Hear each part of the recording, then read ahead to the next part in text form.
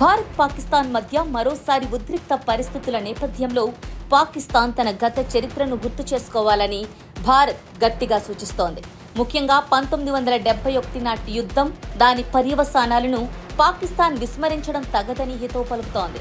పహల్గాం ఘటనతో ఇరు దేశాల మధ్య యుద్ధ వాతావరణం ఏర్పడిన నేపథ్యంలో భారతీయులు ఇప్పుడు 1971 యుద్ధాన్ని గుర్తు చేసుకుంటున్నారు.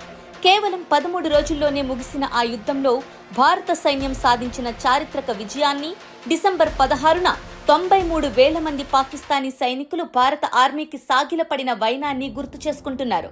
రెండో ప్రపంచ యుద్ధం తర్వాత అంత పెద్ద సంఖ్యలో సైనికులు లొంగిపోవడం ప్రపంచ చరిత్రలోని అరుదు.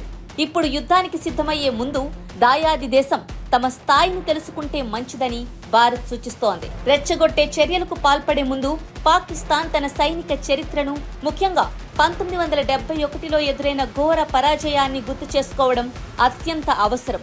ఆ యుద్ధం బంగ్లాదేశ్ ఆవిర్భావానికి దారితీసిందన్న చారిత్రక సత్యాన్ని కూడా వారు మరచినట్టున్నారు.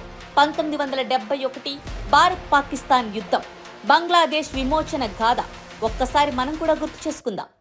డిసెంబర్ 3, 1971న పాకిస్తాన్ భారతదేశంలో అనేక వైమానిక స్థావరాలపై ఆకస్మిక వైమానిక దాడులు ప్రారంభించడంతో యుద్ధం అధికారికంగా ప్రారంభమైంది.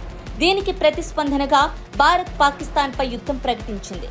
భారత సైన్యం తూర్పు పశ్చిమ సరిహద్దులలో ఏకకాలంలో దాడికి దిగింది. భారత నావికాదళం కరాచీ నౌకాశ్రయంపై మెరుపు దాడి చేసి గణనీయమైన నష్టాన్ని కలిగించింది. భారత వైమానిక దళం పాకిస్తాన్ వైమానిక దళాన్ని నిర్వీర్యం చేయడంలో కీలక పాత్ర పోషించింది.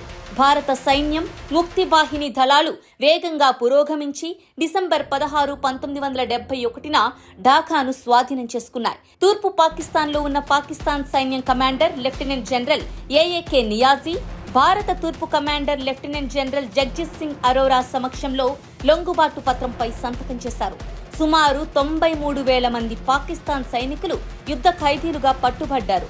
ఇది రెండవ ప్రపంచ యుద్ధం తర్వాత అతిపెద్ద సైనిక లొంగుబాటు. ఇక బంగ్లాదేశ్ ఆవిర్భావం గురించి తెలుసుకునే ప్రయత్నం చేస్తే, పాకిస్తాన్ సైన్యం లొంగిపోయిన తర్వాత తూర్పు పాకిస్తాన్ స్వతంత్ర దేశంగా బంగ్లాదేశ్ అవతరించింది. భారత్ వెంటనే బంగ్లాదేశ్ను స్వతంత్ర దేశంగా గుర్తించింది. ఈ యుద్ధం తర్వాత ఇరు దేశాల మధ్య సిమ్లా ఒప్పందం కుదిరింది. దీని ప్రకారం యుద్ధ ఖైదీలను విడుదల చేయడం, ద్వైపాక్షిక సంబంధాలను సాధారణీకరించడం వంటి అంశాలపై చర్చ జరిగింది. 1971 యుద్ధం భారతదేశ చరిత్రలో ఒక సువర్ణాధ్యాయం. ఈ యుద్ధం దక్షిణాసియాలో శక్తి సమతుల్యాన్ని మార్చి భారతదేశాన్ని ప్రాంతీయ శక్తిగా స్థాపించడంలో సహాయపడింది. ప్రతి సంవత్సరం డిసెంబర్ 16న భారతదేశం ఈ యుద్ధంలో సాధించిన విజయాన్ని స్మరించుకుంటూ విజయ్ దివాస్ జరుపుకుంటూ ఉంటుంది.